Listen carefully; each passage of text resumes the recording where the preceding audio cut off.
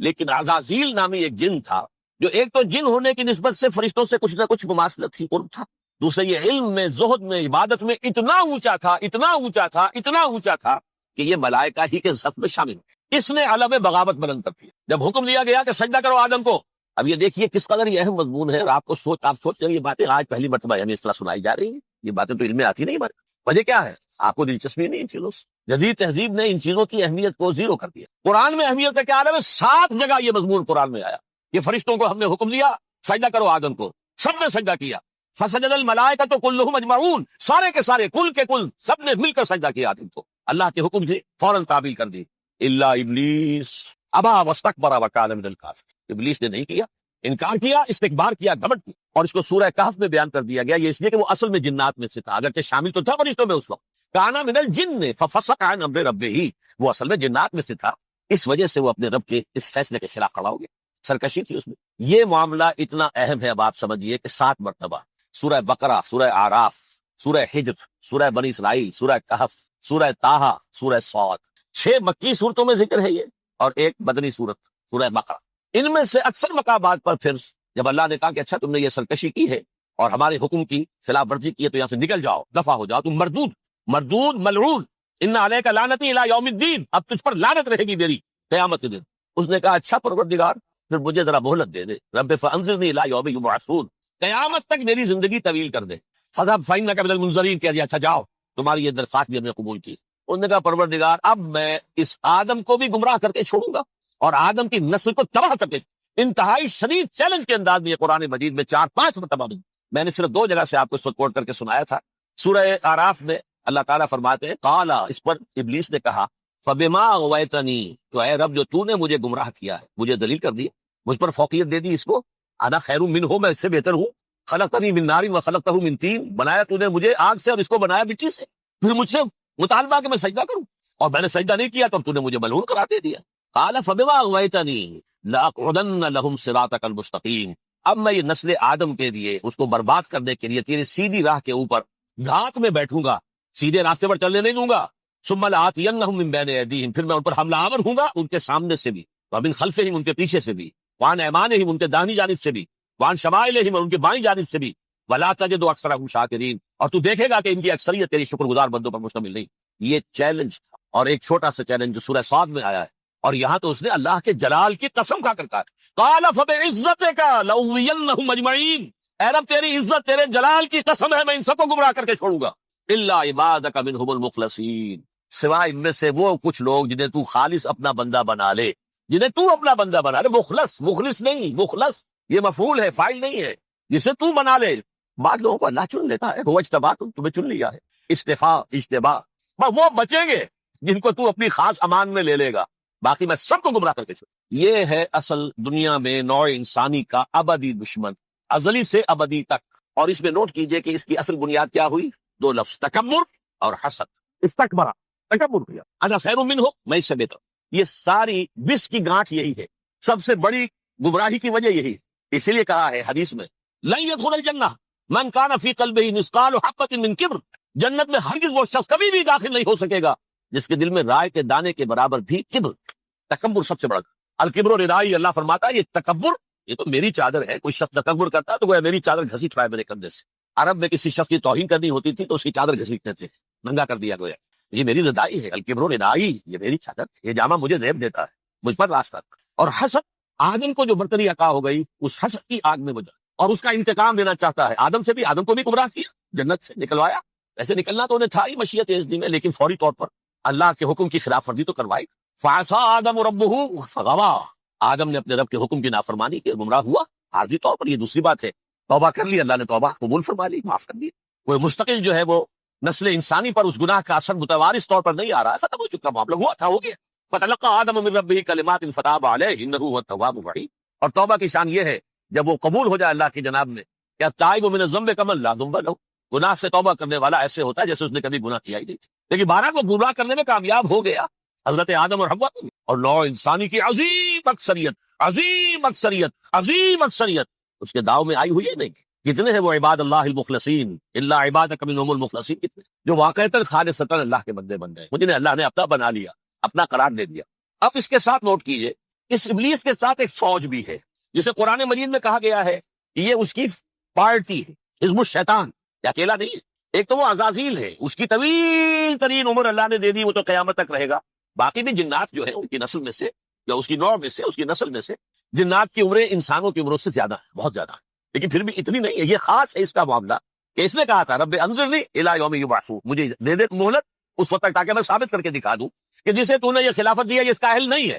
Let me prove this point ولا تجد اکثرهم شاکرین، تو ان کی اکثریت تو شکر گزار نہیں پائے گا۔ وہ ابلیس جو ہے وہ ریکروٹ کرتا ہے اپنے فوجی، اول تو خود جنات میں جو اس کے نمبر 1 لشکری۔ قرآن مجید میں اس کا اشارہ دیا گیا ہے انہ یراکم هو وقبیلہ من حیث لا ترونہم، دیکھو لوگو، اے انسانوں، وہ ابلیس لعین عزازیل اور جو اس کے قبیلے کے لوگ ہیں، جنات ہیں، وہ تمہیں وہاں سے دیکھتے ہیں، تاکتے ہیں اور حملہ کرتے ہیں جہاں سے تم انہیں نہیں دیکھتے۔ وہ غیر مرئی ہیں، انویزیبل ہے، تمہیں نظر نہیں آتے۔ ویزیبل دشمن کا وار تو روک لو گے، انویزیبل کا کیسے روکو گے؟ انہ یراکم ہوا وقبیلہ، اکیلا ہی نہیں ہے وہ تو تمہیں تاکتا ہے، تم پر حملہ کرتا ہے، گھات میں لگ کر جو ہے تمہارے اوپر حملہ کرتا ہے، وہ بھی اور اس کے ساتھ اس کے قبیلے کے لوگ جنات بھی، من حیث لا ترونہم، جہاں سے کہ تم انہیں نہیں دیکھتے۔ لیکن اس کے علاوہ وہ انسانوں میں سے بھی ریکروٹ، رنگ روٹ، وہ جو ہے ان کو اپنے پاس رکھتا ہے فوج کے اندر، جس کی سب سے بڑی مثال کیا ہے؟ سورہ مجادلہ میں اللہ تعالیٰ نے منافق، حالانکہ وہ کون تھے؟ بظاہر حضور کا کلمہ پڑھنے والے، حضور کے پیچھے نماز پڑھنے والے، اسلام کا دعویٰ کرنے والے، ان کو اللہ فرماتا ہے اولئک حزب الشیطان الا ان حزب الشیطان هم الخاسرون، یہ شیطان کی پارٹی کے لوگ۔ وہاں مقابلے میں آیا ہے اولئک حزب اللہ الا ان حزب اللہ هم المفلحون، یہ دو پارٹیاں ہیں، حزب اللہ اللہ کی پارٹی جو اس کے مخلص بندے ہیں وہ اللہ کی پارٹی، اور جو شیطان کے مرید بن گئے اس کے ہاتھ پر بیعت کر لی، لہذا وہ اس شیطان کی پارٹی کے لوگ ہیں، چاہے وہ انسان ہو چاہے جن ہو۔ تو انسانوں میں سے بھی اس کے حزب میں، اس کی پارٹی میں اس کے ایجنٹ ہیں، اور بہت، بلکہ بہت سے تو ایسے ہیں کہ جو جنات کے بھی کان کتر دیں، ان کو بھی شیطنت سکھا دیں، پڑھا دیں۔ لیکن اب ایک بات سمجھیے، ایک دنیا میں نسل اور قوم بھی ایسی ہے جو ایک خاص وقت سے بحیثیت مجموعی من حیث القوم ابلیس کی ایجنٹ بن گئی۔ وہ کون ہے؟ وہ یہودی۔ یہ یہودی قوم جو ہے، اس میں ایک تو کچھ یہ کہ ان کی فطرت کے اندر یہ تھا کہ ہم ہیں اصل انسان، باقی انسان جو ہے وہ انسان نما حیوان، ان کی کوئی حیثیت ہی نہیں، ہم ہیں اصل انسان، نحن ابناء اللہ واحباؤ۔ یہ جنٹائل، یہ گوئمز، غیر یہودی، یہ تو حیوانات ہیں۔ اب جیسے کہ انسانوں کو حق ہے کہ حیوانوں کو ایکسپلائٹ کرے، استعمال کرے، گھوڑے کو آپ تانگے میں باندھتے ہیں کہ نہیں، اس کی پسینے کی اور محنت کی کمائی ہے جو کھاتا ہے تانگا چلانے والے۔ البتہ یہ ضرور ہے کہ چونکہ اگلے روز پھر جوتنا ہے تو کچھ نہ کچھ تو اسے بھی کھلائے گا نا، اپنی کمائی میں سے کچھ دانے کھلائے گا، کچھ اور گھاس دے گا، یا بیل کو جوتنا ہے ہل میں تو کچھ نہ کچھ اس کو دیتا ہوگا کھانے، لیکن پھر اسے استعمال کر دو۔ تو ان کا مستقل قول یہ ہے کہ اصل انسان ہم ہیں، باقی پوری نوع انسانی ہمارے لیے حیوانوں کے درجے میں، ہم چاہیں جس طرح انہیں استعمال کریں، ایکسپلائٹ کریں، دھوکہ دیں، جیسے چاہیں، لوٹیں کھسوٹیں، سب کچھ کریں، بدہضی کریں، ان سے سود لیں، سب کریں، جو بھی ممکن طریقہ ہو، یہ ہمارے لیے ہم ڈومینیٹ کریں گے، اور یہ در حقیقت ہمارے اعلی کار ہے۔ ایک تو اس اعتبار سے یہود بقیہ پوری نوع انسانی کے دشمن بن گئے۔ قرآن مجید کی وہ آیت بھی میں نے آپ کو سنائی، وقالوا لیس علینا فی الامیین سبیل، یہ امیین کہتے تھے نا ان کو، جو غیر یہودی ہیں، کیونکہ ان کے پاس کتاب تھی، تورات تھی، اور کتاب نہیں تھی کسی کے پاس، لہذا یہ ان پڑھ ہے، پاگل ہے، جاہل ہے، امی ہے، ہم ہے صاحب کتاب، ہمارے پاس شریعت، ہمارے پاس کتاب، یہ لوگ ان پڑھ ہیں، جاہل۔ لیس علینا فی الامیین سبیل، ان امیین کو ہم لوٹیں کھسوٹیں، دھوکہ دیں، فریب سے جو کریں، چوری کریں، ڈاکہ ڈالیں، جیب کے قطرے، جس طرح بھی کریں ہمارے لیے جائز ہے، ہمارے اوپر کوئی گرفت نہیں ہوگی۔ اللہ تعالیٰ ہم سے یہ نہیں پوچھے گا تم نے جھوٹ کیوں بولا تھا اس کے ساتھ، تم نے وعدہ خلافی کیوں کی تھی اس کے ساتھ، تم نے کیوں دھوکہ دیا تھا اس کو، تم نے کیوں اس کا مال جو ہے غبن کر لیا تھا، ہڑپ کر لیا تھا، نہیں، ہم پر پوچھ نہیں ہے۔ اس اعتبار سے ایک تو یہ انسانیت کی دشمنی ان کی گھٹی میں پڑ گئی، اس غلط خیال کی وجہ سے۔ ہم تو بخشے بخشائے ہیں، we are the chosen people of the Lord, ہمیں تو اللہ اگر جہنم میں داخل بھی کرے گا تو صرف چند دن، لن تمسنا النار الا ایاما معدودات، باقی اصل میں تو ہم تو اللہ کے پسندیدہ، نحن ابناء اللہ واحباؤ، اس کے بیٹوں کے مانند ہیں، بڑے چہیتے ہیں، لاڈلے ہیں۔ یہ باقی دنیا، باقی انسان ہماری چراہ گاہ ہے، جیسے چاہے چرے، جس طرح چاہے ہڑپ کر جائیں۔ یہ تو ان کا پہلے سے مستقل معاملہ تھا، لیکن اس کے بعد ان کی تاریخ میں ایک دور وہ آیا جب حضرت مسیح علیہ السلام ان میں مبعوث کیے گئے۔ یہ 1400 سالہ تاریخ کا کلائمیکس ہے یہود کی۔ جب کتاب انہیں دی گئی تھی تورات حضرت موسیٰ کے ذریعے، وہ 1400 قبل مسیح کا واقعہ ہے۔ اس وقت سے لے کر اللہ کا وہ فضل ان پر ہوا، وہ فضل ان پر ہوا کہ کوئی ایک لمحہ ایسا نہیں آیا 1400 برس میں کہ ان کے ہاں کوئی نہ کوئی نبی موجود۔ یہ تار ٹوٹا ہی نہیں، 2 سے شروع ہوا، موسیٰ، ہارون علیہ السلام، اور 1400 برس کے بعد پھر آخری 2 ہے، عیسیٰ اور یحییٰ علیہ السلام، یوں سمجھ لیجئے، اور اس کے درمیان یہ تار ہے، اور اس تار میں کوئی ایک لمحہ ایسا نہیں آیا کہ کوئی نبی موجود۔ اس میں اتار چڑھاؤ بہت سے آئے، اس کا وہ میرا موضوع نہیں ہے اس وقت. قبل مسیح کی تاریخ جو ہے وہ میرا موضوع نہیں ہے. قرآن مجید میں سورہ بنی اسرائیل کے پہلے رکوع میں اس کا تذکرہ موجود ہے. وَقَضَيْنَا إِلَىٰ بَنِي إِسْرَائِيلَ فِي الْكِتَابِ لَتُفْسِدُنَّ فِي الْأَرْضِ مَرَّتَيْنِ وَلَتَعْلُنَّ عُلُوًّا كَبِيرًا. 2 مرتبہ ان پر عذاب کے کوڑے برسے. پہلے اشوریوں کے ذریعے سے جو شامی تھے، سیرینز اشوری کہلاتے، پھر بابلیوں کے ذریعے سے یعنی عراقیوں کے ذریعے سے، بیبیلونیا نام تھا عراق کا پہلے. ان پر بہت بڑی بڑی تباہیاں آئیں، اللہ تعالیٰ کی طرف سے عذاب آئے. اس کے بعد پھر دوسرے دور میں دوسرا اقتدار کا دور آیا، خرمستیاں بڑھ گئیں. تو پہلے گریکس کے ذریعے سے، یونانیوں کے ذریعے سے، اور پھر رومیوں کے ذریعے سے پسوایا.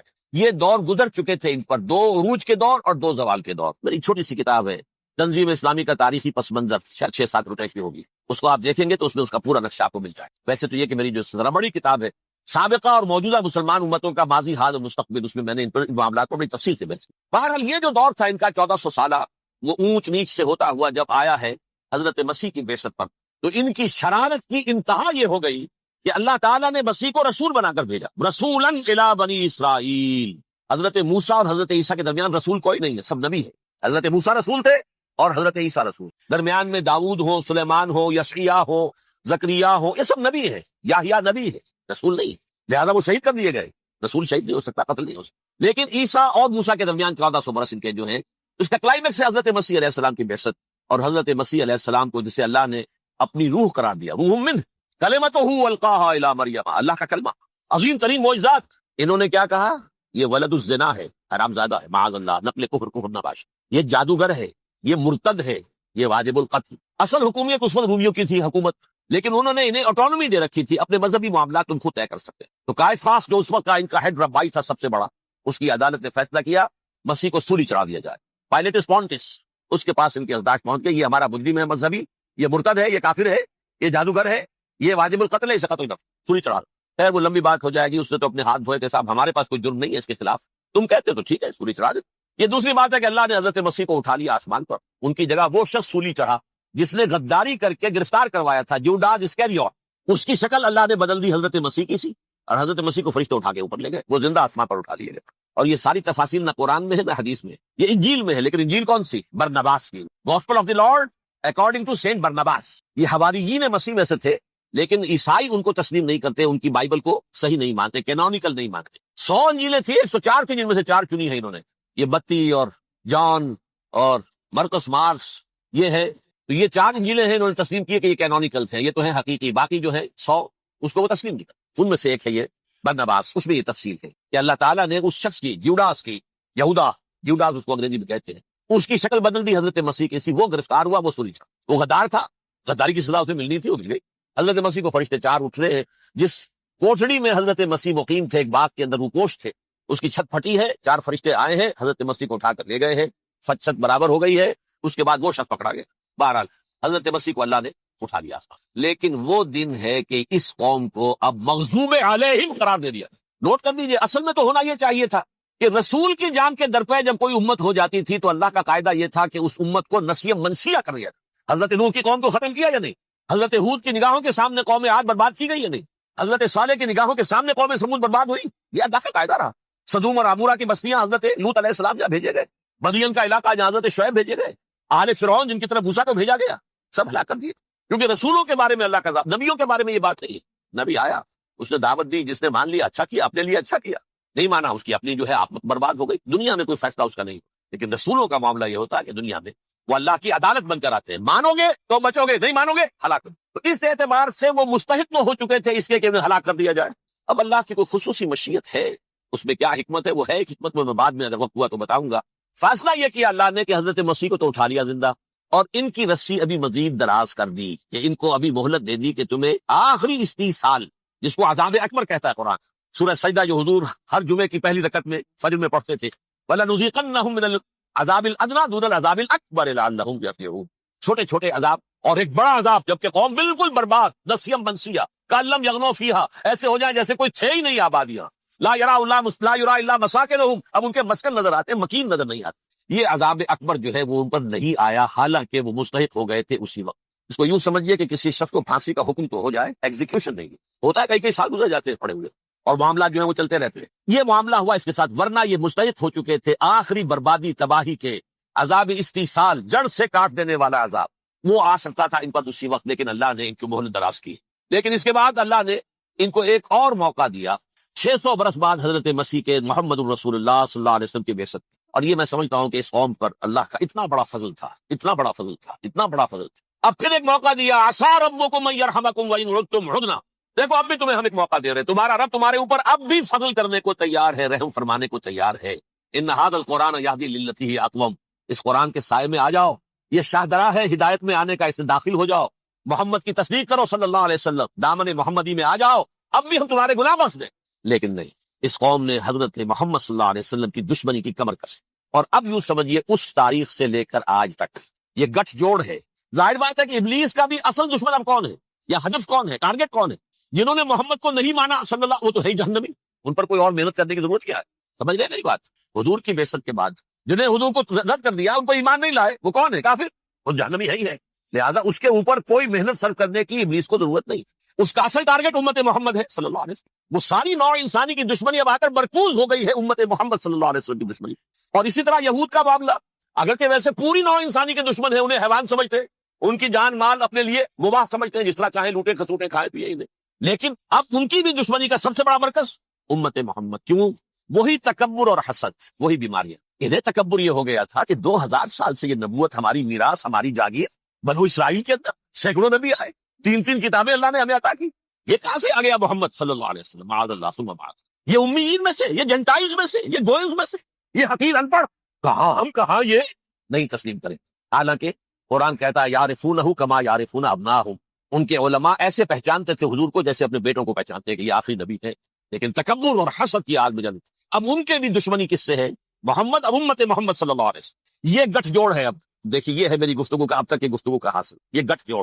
ایک غیر مرئی دنیا، انویزیبل دنیا کا ابلیس لعین اور جنات میں سے اس کے لشکری فوج. انسانوں میں سے ویسے تو اور بھی بہت جگہ اس کے ایجنٹ ہے، مسلمانوں میں بھی ہے، لیکن بحیثیت قوم، بحیثیت مجموعی، ایک پوری قوم، ایک پوری نسل جو ہے اس کے ساتھ گٹھ جوڑ ہے. ان دونوں کی گٹھ جوڑی کے ساتھ یہ دشمن دون ہے انسانیت کے. پہلا دشمن ابلیس لعین، عزازیل لعین، اور دوسرے دشمن یہود ملعون. اب میں آپ کو ذرا اس جو انسانوں میں سے انسان دشمنی کا جن کا سب سے بڑا رول ہے، میں ان کی 2000 سالہ تاریخ کا آپ کے سامنے نقشہ رکھنا چاہتا ہوں. ان 1400 سال کا تو میں نے صرف 4 آپ کو پوائنٹس بتائے. موسیٰ سے عیسیٰ تک 1400 برس علیہ الصلوۃ والسلام، 2 مرتبہ عروج، 2 مرتبہ زوال، اشیریوں کے ہاتھوں پٹوائی، بابلیوں کے ہاتھوں پٹانا، گریکس کے ہاتھوں مرمت، رومنس کے ہاتھوں پٹانا. یہ جو 2000 سال ہے، کیونکہ اب تو ظاہر بات ہے 21ویں صدی شروع ہو گئی، 20 صدیاں حضرت مسیح کو پوری ہو گئی. پہلی بات نوٹ کیجئے، حضرت مسیح کی پیدائش ہے سن 1 قبل مسیح. یہ نقطہ آپ نے کبھی سنا یا نہیں؟ جب ملینیم کا سلسلہ شروع ہوا تھا پچھلے سال، تو میں نے بیان کر دیا تھا کہ ایک عجیب حساب کے اندر انہوں نے غلطی کی ہوئی ہے. حضرت مسیح کی پیدائش ہوئی 25 دسمبر کو، سن انہوں نے شروع کر دیا، تو اس کے بعد جنوری آئی تو پہلا سال شروع ہو گیا. اگر جنوری سے پہلا سال شروع ہوا تو یہ 6 دن جو ہے تو اس کے پچھلے سال میں تھے. لہذا کہا جائے گا کہ Jesus Christ was born 1 year before Christ BC.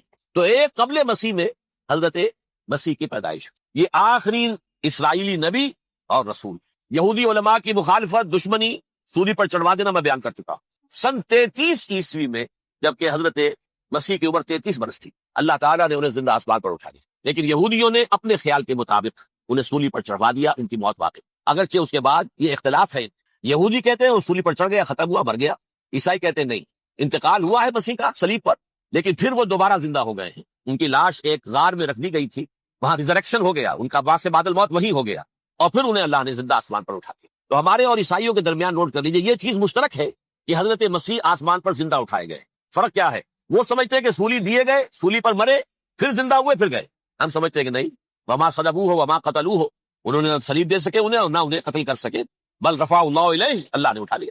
پھر ہمارا اور یہ اس کا عیسائیوں کا ایک اور اتفاق ہے، سیکنڈ کمنگ آف جیسس، حضرت مسیح دوبارہ آئیں گے. یہ عیسائیوں کا بھی عقیدہ ہے اور ہمارا بھی. بہرحال تو جیسا کہ میں نے عرض کیا کہ اس وقت یہ عذاب استیصال، عذاب اکبر کے مستحق ہو چکے تھے، لیکن اللہ نے ان کی مدت دراز کی ہے. لیکن ان پر دنیاوی عذاب کا ایک کوڑا جو ہے اللہ تعالیٰ کی طرف سے اسی وقت برسا. دنیاوی عذاب دنیا میں رہتے ہوئے ختم نہیں کیا. 37 برس بعد حضرت مسیح کے رفع سماوی کے 37 برس بعد سن 70 میں یہودیوں نے بغاوت کی رومیوں کے خلاف. رومی ٹائٹس جنرل تھا ایک، اس نے پھر جو حملہ کیا ہے، 1,33,000 یہودی ایک دن میں قتل کیا یروشلم، اور ہیکل سلیمانی گرا دیا. وہ ہیکل پہلے بھی گرا تھا، پہلے 1400 سال کے دوران میں بھی نبوکدنضر نے گرایا تھا، لیکن پھر اس کے 150 سال بعد انہوں نے دوبارہ بنا لیا تھا، اس لیے وہ اسے سیکنڈ ٹیمپل کہتے ہیں. پہلا ٹیمپل جو حضرت سلیمان نے بنایا تھا، نبوکدنضر نے گرا دیا 587 قبل مسیح میں. پھر دوبارہ انہوں نے 150 سال کے بعد بنا لیا. وہ اس تاریخ کا حصہ ہے میں نے جس کے بارے میں آپ کو تفصیل نہیں بتائی. اس میں یہ ہوا سن 70 میں وہ گرا دیا گیا, وہ آج تک گرا پڑا ہوا ہے. نمبر 2 یہ کہہ دیا گیا کہ یہودیوں اس ارض فلسطین سے نکل جاؤ, تم یہاں نہیں رہ سکتے. اب لہذا جس کا جہاں سینگ سمایا چلا گیا, یورپ میں چلے گئے, ایشیا میں آ گئے, عرب میں آ گئے. یہ 3 قبیلے جو رات بھی میں نے عرض کیا تھا, بنو قینقاع, بنو نذیر اور بنو قریظہ, یہ وہاں سے آ کے مدینے میں آباد ہو گئے. جس کا جہاں سینگ سمایا, افریقہ میں, ہندوستان میں, جہاں چلے گئے. ڈایاسپورا اسے کہتے ہیں, وہ آپ نوٹ کر دیجیے اس لفظ ڈایاسپورا. ہمارا دور انتشار, جبکہ ہمیں ہماری اصل سرزمین تو فلسطین ہے. حضرت ابراہیم کا مسکن, حضرت اسحاق, حضرت یعقوب کا مسکن فلسطین, یہ ہے ہماری اصل جاگیر, یہ تو ہماری جدی پشتی جاگیر ہے. لیکن یہاں سے نکال دیے گئے سن 70 عیسوی میں, اور وہاں سے لے کے 1917 تک ان کا ڈایاسپورا جاری رہا. یہ دور انتشار. اس دور انتشار کے چند حصے ہیں جس کو میں چاہتا ہوں کہ آپ علیحدہ علیحدہ سمجھیں. دور انتشار کا جو پہلا جو ہے تقریباً 300 برس رومی حکمران تھے. وہ یہودیوں کے بھی دشمن تھے اور عیسائیوں کے بھی دشمن تھے. عیسائی اور یہودی ایک دوسرے کے بھی دشمن تھے, لیکن رومی سمجھتے تھے کہ یہ ایک ہی تھیلی کے چٹے بٹے ہیں. رومیوں کے نزدیک عیسائی بھی یہودیوں ہی کا ایک فرقہ تھے, کوئی علیحدہ مذہب تو تھا ہی نہیں. لہذا رومی جو ہیں رومنز, وہ ان دونوں کو ستاتے تھے, مارتے تھے, اور یہ آپس میں لڑتے تھے. یہودی عیسائیوں کو مارتے تھے, عیسائی یہودیوں کو مارتے تھے. یہ ہے 300 برس تک کی تاریخ. سن 300 عیسوی میں کیا ہوا, ایک معجزہ ہو گیا. بہت عظیم ایمپرر کانسٹینٹائن, قسطنطین اعظم, رومن ایمپررز میں سے بہت بڑا ایمپرر, وہ عیسائی ہو گئے. اب تو معاملہ بالکل تلپٹ ہو گیا, پوری سلطنت عیسائی ہو گئی. اب عیسائیوں کے عیش ہو گئے اور یہودیوں پہ مار پڑنی شروع ہوئی. اب عیسائیوں کا آپ خود سوچئے کہ جنہیں وہ خدا بنا بیٹھے ہیں, خدا کا بیٹا قرار دے رہے ہیں, ان کے قاتل کون؟ یہودی, بدماش. لہذا ان کی وہ پٹائی شروع ہوئی ہے یورپ میں, پوری رومن امپائر میں انہیں ذلیل کیا گیا. شہروں میں آمد بند, علیحدہ رہو, گھیٹوز کے اندر رہو. یہودی کا نام جو ہے وہ گالی بن گیا, جیسے آج بھی یہودی گالی کہتے ہیں, جیسے خنزیر کا لفظ. آخر وہ بھی اللہ کی مخلوق ہے, لیکن آپ کو معلوم ہے کوئی شخص زبان پہ نام نہیں لانا چاہتا خنزیر کا, سور کا. ہے تو مخلوق, وہ بھی ایک حیوان ہے. ایسے ہی ہے یہودی, یہودی گالی, یو گالی. لہذا ایک طرف تو ان دونوں کے درمیان دشمنی, جس کو قرآن کہتا ہے وَأَغْرَيْنَا بَيْنَهُمُ الْعَدَاوَةَ وَالْبَغْضَاءَ, ہم نے ان کے مابین دشمنی جو ہے پیدا کر. اور جب یہ پوری سلطنت عیسائی ہو گئی تو قافیہ تنگ ہو گیا یہودیوں کا. اب آئیے 571 عیسوی, یعنی جبکہ ڈایاسپورا کو کتنا عرصہ ہو چکا تھا, 500 برس. سن 70 سے شروع ہوا ڈایاسپورا, جب ٹائٹس نے گرایا ہے ہیکل کو اور نکال باہر کیا انہیں فلسطین سے, بھاگ جاؤ, یہاں ایک یہودی بھی نہیں رہے گا, فلسطین سے نکال دیے. اس کے پورے 500 برس بعد سن 571 عیسوی میں حضور کی پیدائش ہوئی, ولادت باسعادت محمد رسول اللہ صلی اللہ علیہ وسلم. 610 میں آپ پر وحی کا آغاز ہوا. لیکن حضور کے ساتھ ان کا معاملہ کیا رہا؟ اول تو جبکہ حضور ابھی مکے ہی میں تھے, یہودیوں نے ریشہ دوانیاں شروع کر دی حضور کے خلاف. قریش مکہ کو سکھاتے تھے, پڑھاتے تھے, ان سے یہ پوچھو, ان سے یہ پوچھو, یہ ریستہ تنگ کرو, ان سے یہ امتحان لو, یہ آپ کے علم میں ہے. سورہ بنی اسرائیل میں, سورہ کہف میں وہ سوالات, جو امتحانی سوالات آئے تھے, ذوالقرنین کون تھا, اصحاب کہف کون تھے, تم رسول بنے پھرتے ہو تو بتاؤ, اور یہ روح کی حقیقت کیا بتاؤ. یہ ساری ریشہ دوانیاں کر رہے تھے بیٹھے ہوئے, ابھی وہیں پر حضور ابھی پہنچے بھی نہیں. ہجرت فرما کر حضور تشریف لے آئے تو حضور نے, جسے ماسٹر اسٹروک کہا جائے گا, یعنی اسٹیٹس مین شپ کا ماسٹر اسٹروک, آپ نے مدینے میں آتے یہودیوں کے ساتھ پیکٹ کر دیا, جوائنٹ ڈیفنس پیکٹ آف مدینہ, کہ اگر مکے والے ہم پر حملہ کریں گے تو ہم مل جل کر ایک قوم کی حیثیت سے مقابلہ کریں. یہ میثاق مدینہ کہلاتا ہے, جس کے بہت غلط معنی پہنائے جا رہے ہیں آج کل. بہرحال میں موضوع میرا چونکہ یہ نہیں, میں ادھر نہیں جاؤں گا. لیکن ہوا کیا, ہر مرتبہ یہ خیانت کے مرتکب ہوئے, اور جو عہد کیے تھے ان سے پھرے. اندر ہی اندر سازش, ریشہ دوانی, حضور کی بدترین دشمنی. سورہ نساء کی آیت نمبر 12 میں 14 میں 13 میں فرمایا ہے, لا تزال تطلع علی خائنۃ منہم, اے نبی ہمیشہ آپ کے علم میں ان کی طرف سے خیانتیں, بددیانتیاں آتی رہیں گی. اور بار بار وہ مسلسل جنگ کی آگ بھڑکاتے تھے, قریش کو دعوت دیتے, آؤ آؤ آؤ, ہم اندر سے بغاوت کر دیں گے, تم آؤ تو صحیح, ختم کریں محمد کو اور اہل ایمان کو صلی اللہ علیہ وسلم رضی اللہ تعالیٰ عنہ اجمعین. لیکن پھر جب وہ آتے تھے تو یہ دبک جاتے تھے, ان میں ہمت نہیں تھی, میدان کے مرد نہیں رہے تھے. یہ سورہ حشر میں ان کا نقشہ کھینچا گیا ہے, کھلے میدان میں مقابلے کی اس کے اندر صلاحیت ہی نہیں. یہ تو فتیلوں کے پیچھے سے, جیسے عورتیں کئی دیہات میں لڑائی ہوتی ہے تو مرد جو ہے گلیوں میں لڑتے ہیں, عورتیں اوپر سے پتھر پھینکتی ہیں, بس وہ کام یہ کر سکتے تھے. من ورائے جدر, فصیلوں کے پیچھے سے, جنگ میں میدان میں نہیں آ سکتے. بہرحال قرآن مجید میں ہے یہ, سورہ مائدہ کی آیت نمبر 64, کلما اوقدوا نارا للحرب اطفاها اللہ. اکثر و بیشتر مواقع پر تو یہ جب آگ بھڑکاتے تھے جنگ کی, اللہ اسے بجھا دیتا تھا. لیکن بہرحال اس کے باوجود جنگیں ہوئی, غزوہ بدر, غزوہ احد ہوئی کہ نہیں, یہ ساری اس اصل شرارت میں.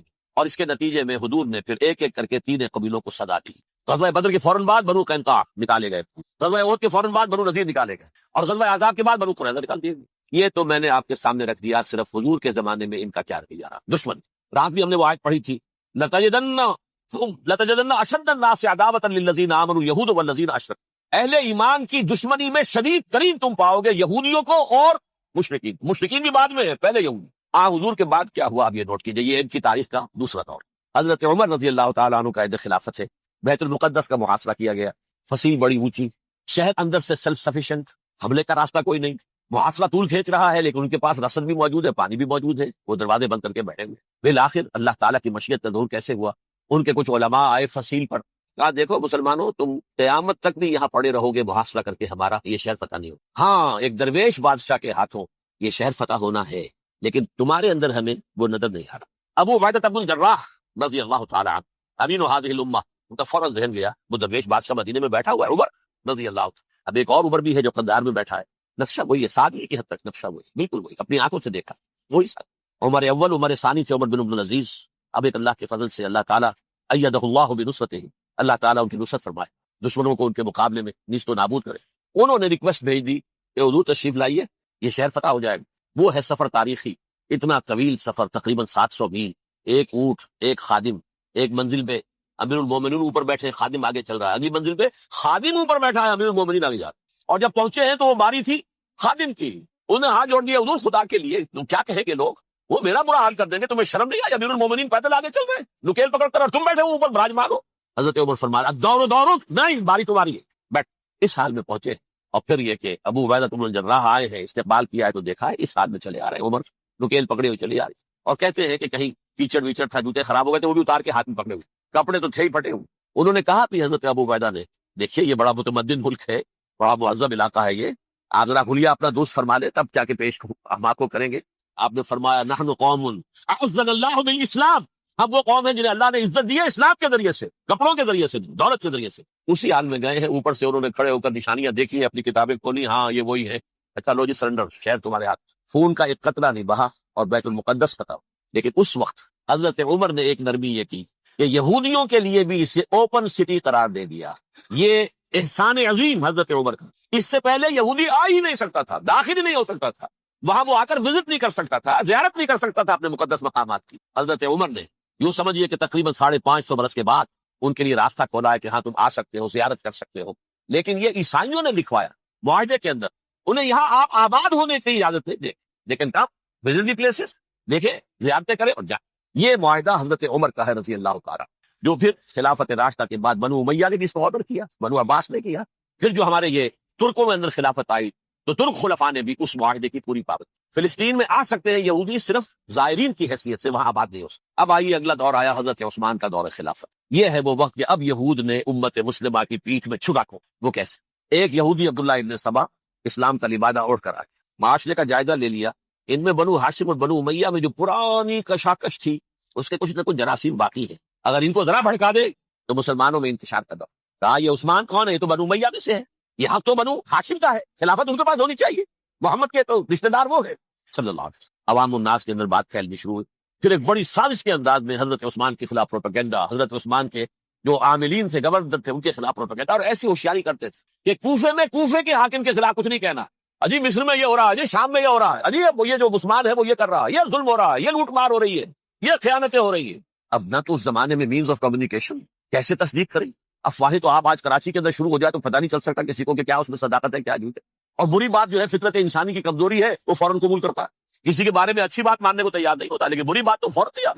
بہرحال یہ فتنہ انہوں نے اٹھایا، حضرت علی کی الوہیت کا فتنہ اٹھایا، حضرت عثمان کے خلاف الفتنۃ الکبریٰ برپا کیا، حضرت عثمان شہید ہوئے، اس کے بعد 5 برس تک مسلمان ایک دوسرے کی گردنیں کاٹتے رہے، باہمی خانہ جنگی ہوئی، امت کو وہ زخم لگایا ہے جو آج تک جس سے خون رس رہا ہے۔ یہ شیعان عثمان اور شیعان علی تھے جو بعد میں پھر سنی اور شیعہ ہو، اور آج تک فتنہ کس نے جگایا؟ ایک عبداللہ ابن سبا یہودی اور اس کے کارندے، شیطان کا ایجنٹ، اور انسانوں میں سے بھی اس کے جو بھی حواریین تھے اور شیطانوں کے اندر سے بھی تھے، انہوں نے بھی اس آگ کو بھڑکایا۔ یہ آپ سوچ لیجئے کہ یہ کس نے وہ زخم لگایا؟ یہودی۔ اگلا دور ہے، خلافت راشدہ ختم ہوئی، بنو امیہ کا بھی دور کافی گزر گیا۔ طارق ابن زیاد 712 عیسوی میں حملہ کرتے ہیں اسپین پر۔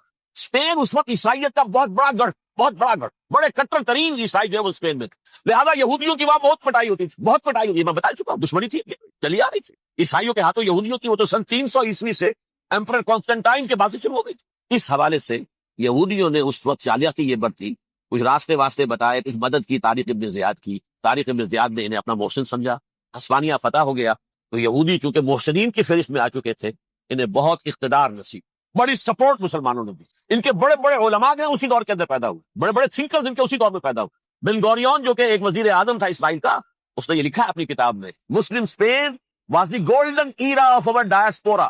وہ ڈائسپورا جو 70 سے شروع ہوا تھا اور 1917 تک جاری رہا ہے، اس میں سے گولڈن ایرا ہمارا جو تھا وہ مسلم اسپین کا. اسپانیہ میں بیٹھ کر ہم نے عیش کی، لیکن وہاں سے انہوں نے اور جو کچھ کیا، یہ تو داستان کے تو بہت سے گوشے ہیں، لیکن میں جس اسٹریٹ لائن میں چل رہا ہوں اس کے اعتبار سے ایک بات سمجھ گئی. وہاں بیٹھ کر انہوں نے اب عیسائیت کے پیچھے میں چھڑا گھوپا، پروٹیسٹنٹ مذہب پیدا کیا، تقسیم کر دیا. جیسے شیعہ سنی کی تقسیم عبداللہ ابن سبا، رومن کیتھولک اور پروٹیسٹنٹ کی تقسیم یہودی علماء. ہوتا کیا تھا، اسپانیہ کی یونیورسٹیاں ہیں، کارڈووا میں ہے، ٹولیڈو میں ہے، گریناڈا میں ہے، غرناطہ، قرطبہ، تولیتلا، اور وہاں آتے تھے لوگ فرانس سے چلے آ رہے ہیں نوجوان پڑھنے کے لیے، جرمنی سے چلے آ رہے ہیں، اٹلی سے چلے آ رہے ہیں. 3 ہی ملک قریب ترین پڑھتے ہیں سینٹرل جو یورپ کے ہیں. یہاں پر جو ہے وہ اسلام جو نور پھیلا رہا تھا اس سے بھی مستفیض ہوئے، جہالت کے جو ہے پردے ان کے وہ چھٹے. اس کے ساتھ ہی وہ یہودی وہاں ان کے اندر جو جراثیم داخل کر رہے تھے، وہ اس عیسائیت کے خلاف بغاوت جو اس وقت دنیا میں عیسائیت اس وقت تھی. پوپ کا راج تھا دنیا میں اس وقت. یورپ میں جو عیسائیت تھی اس میں ایک طرف بادشاہ تھے، لیکن بادشاہوں کی حیثیت وہاں پر یوں سمجھ لیجئے کٹ پتلیوں کی تھی، اصل قوت پوپ کے ہاتھ میں. اور پوپ کو انہوں نے جیسے قرآن نے کہا اتخذوا احبارهم ورهبانهم اربابا من دون اللہ، کیونکہ سینٹ پال نے شریعت موسوی ثابت کر دی تھی تو اب شریعت تھی ہی نہیں. پوپ کو اختیار تھا جس چیز کو چاہے حلال قرار دے دے، جس چیز کو چاہے حرام قرار دے. اتخذوا احبارهم ورهبانهم اربابا من دون اللہ. انہوں نے کہا کہ پوپ کس بلا کا نام ہے، یہ بھی انسان ہے. بات تو ٹھیک تھی نا، اصل حیثیت تو کتاب کی ہونی چاہیے، ڈیوائن بک، ریویلڈ اسکرپٹ. لہذا یہ کتاب ہر شخص پڑھ سکتا ہے. پوپ کے باپ کو جو ہے کوئی اس کے لیے پروپرائٹری رائٹس تو نہیں ہے کہ صرف پوپ پڑھ سکتا ہے یا پادری پڑھ سکتے ہیں. ہم بھی پڑھ سکتے ہیں، ہم بھی سمجھ سکتے ہیں. یہ باتیں تھی کہ جن کو بڑھا چڑھا کر بیان کر کے اور پوپ کا اقتدار ختم کرا دیا اور توجہ مرکوز کر دی بائبل کی طرف. اب بائبل میں بڑا حصہ تو اولڈ ٹیسٹمنٹ کا ہے. نتیجہ کیا ہوا، یہود کی عظمت پروٹیسٹنٹس کے نزدیک مسلم ہو گئی. اصل قوم تو یہ ہے، وہ دشمنی بدلی کہ نہیں بدلی. موسیٰ کی امتی یہ ہے، تورات موسیٰ کو دی گئی، ابراہیم کی نسل یہ ہے. لہذا وہ جو دشمنی تھی، جو عداوت تھی کہ ہمارے خدا کو سولی چڑھانے والے ہیں یہ بدماش، اس کا ازالہ ہوا اس پروٹیسٹنٹ مذہب کے نتیجے میں. یہ میں آپ کو بتاتا ہوں کہ ایک نتیجہ وہ نکلا ہے جسے برٹرنڈ رسل نے بیان کیا، اس کی کتاب ہے ان پریز آف آئیڈلنس، صفحہ 108. وہ لکھتا ہے the Christians retaining the Judaic belief in special revelation added to it the Roman desire for worldwide domination and the Greek taste for metaphysical subtleties. The combination produced the most fiercely persecuting religion that the world has yet known. یہ 3 چیزیں آ کر عیسائیت میں مل گئی. ایک تو جب یہ اولڈ ٹیسٹمنٹ جو ہے وہ ان کے ہاتھ میں آ گئی، اور اس کے میں کچھ آپ کو بتا دیتا ہوں کہ اولڈ ٹیسٹمنٹ کی تعلیمات، کیونکہ یہ اولڈ ٹیسٹمنٹ جو ہے یہ محرف تھی. اصل تورات تو گم ہو گئی تھی 587 قبل مسیح میں، جب پہلی مرتبہ ہیکل جو ہے تباہ ہوا ہے، اس وقت ختم ہو گئی.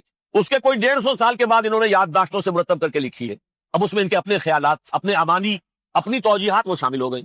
لہذا میں آپ کو حوالے دیتا ہوں اس کتاب کے اندر مظالم کی جو تعلیم دی گئی ہے. اہل کتاب نے اپنے مظالم قتل عام کے جواز کے لیے تورات میں تبدیلیاں کی اور پیغمبروں پر دہشت ناکی اور بدترین حرام کاری کے الزامات لگائے. سنیے، پہلا حوالہ ہے یہ گنتی باب 31 آیات 17-18.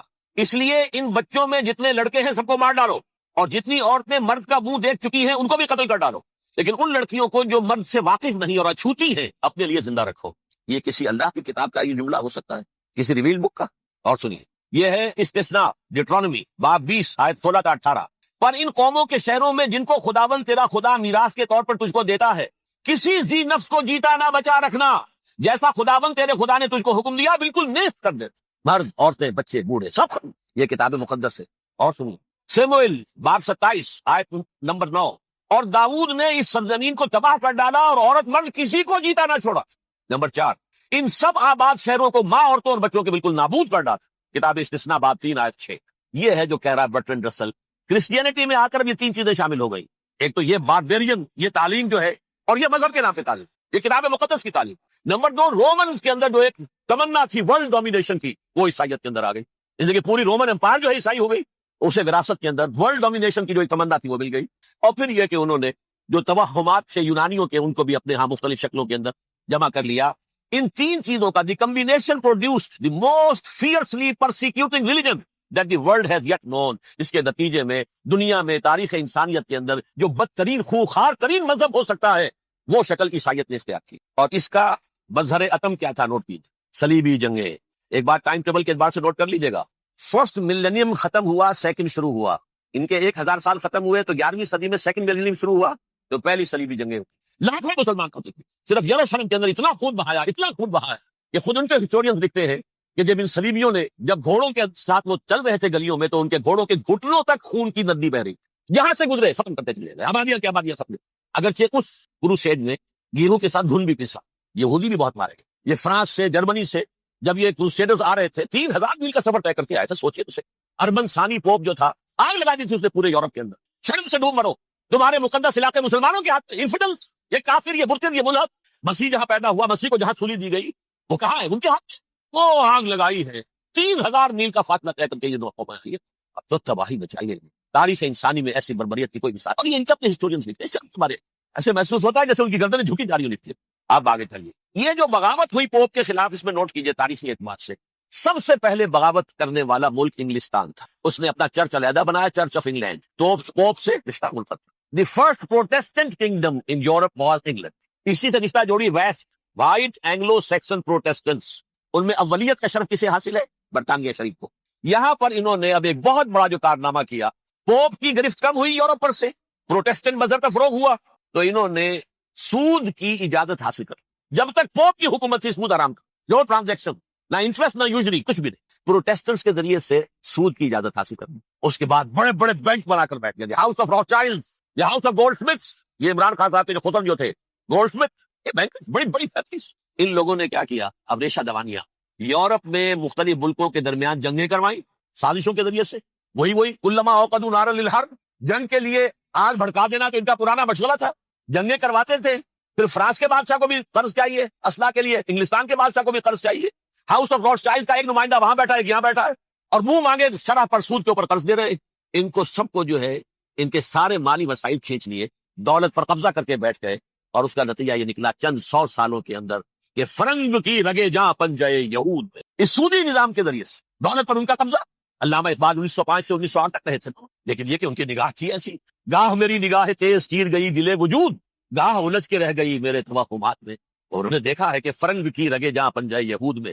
ابھی ہٹلر کا تو وجود بھی نہیں تھا، بعد میں ہٹلر کو محسوس ہو گیا نا واقعتاً ہمارا اصل دشمن یہ یہودی ہے جو یہاں پر بیٹھا ہو، جو ہمارا خون چوس رہا ہے۔ آخر یوں ہی تو نہیں، دماغ اس کا ایسے تو خراب نہیں ہو گیا تھا۔ یہ قتل عام، یہ ہولوکاسٹ کس لیے؟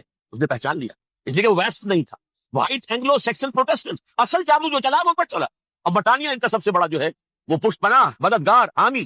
اس کے ساتھ ساتھ انہوں نے کوشش کی، یہ ترک خلفاء بیچارے، مرد بیمار تو بن ہی چکا تھا یورپ کے اندر، زوال سے دوچار ہو چکی تھی ترکی خلافت، انہوں نے بھی محل بنائے تھے۔ آج تجھ کو بتاتا ہوں تقدیر امم کیا ہے، شمشیر و ثنا اول، طاؤس و رباب آخر، بڑے بڑے قرضے لے کر محل بنے تھے یہ، جو آج جا کر آپ استنبول میں دیکھ لیجئے، قرضوں کے اندر بندھے ہوئے۔ لیکن یہ کہ کم سے کم یہ ضرور کیا کہ بڑی سے بڑی رشوت انہیں یہودیوں نے پیش کی کہ کسی طرح ہمیں فلسطین میں آباد ہونے کی اجازت دے، لیکن this goes to their credit, انہوں نے کہا نہیں، یہ معاہدہ جو عمر نے کیا تھا رضی اللہ تعالیٰ عنہ، اس کو میں نہیں بدل سکتا، تم جاؤ جا کے زیارت کرو، جاؤ، تم وہاں آباد نہیں ہو سکتے، کیونکہ ترکی کے زیر اندگی تھا نا علاقہ، سلطنت عثمانیہ میں شامل تھا، پورا ویسٹ ایشیا، پورا ایسٹ یورپ، پورا شمالی افریقہ، 3 بر اعظموں پر پھیلی ہوئی تھی سلطنت عثمانیہ، خلافت عثمانیہ، 400 برس تک خلافت ان کے ہاں رہی ہے، انہوں نے نہیں مانا۔ نتیجہ کیا نکلا؟ انہوں نے اس خلافت کے نظام کو ختم کرنے کے لیے سازش شروع کی۔ اس سازش کا نتیجہ تھا، اس کو دیکھ کر بھانپ کر ہندوستان میں تحریک خلافت چلی ہے، بولی اماں محمد علی کی جان بیٹا خلافت میں دے دو۔